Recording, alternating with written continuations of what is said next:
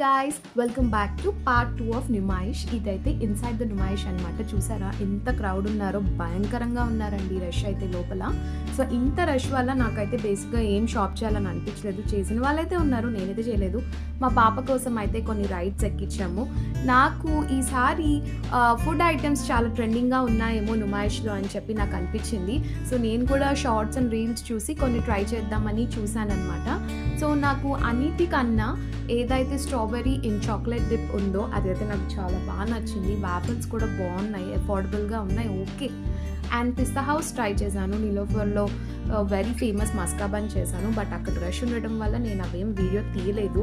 అన్నిటికన్నా బెస్ట్ అయితే సాత్విక్ ఆహార్, అదే కొంచెం అఫోర్డబుల్గా ఉంది. బట్ ఏదైనా మీరు ఇంటి నుంచి క్యారీ చేయడం బెస్ట్ చిన్నపిల్ల వాళ్ళు, ఎందుకంటే అప్పుడు మీకు కొంచెం అఫోర్డబుల్ అవుతుందేమో.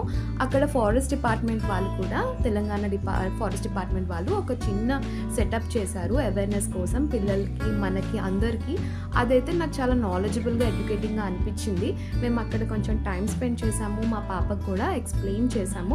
యాక్చువల్గా నేను కూడా కొన్ని కొత్త విషయాలు నేర్చుకున్నాను. And this is all about Numaish. But what is my sincere request ఏంటంటే, మీరు నుమాయిష్కి వెళ్ళాలి అని అనుకుంటే కొంచెం త్వరగా వెళ్ళండి, వీక్ డేస్లో వెళ్ళండి, పర్మిషన్ తీసుకొని అయినా. ఎందుకంటే అప్పుడే మీకు ఎంజాయ్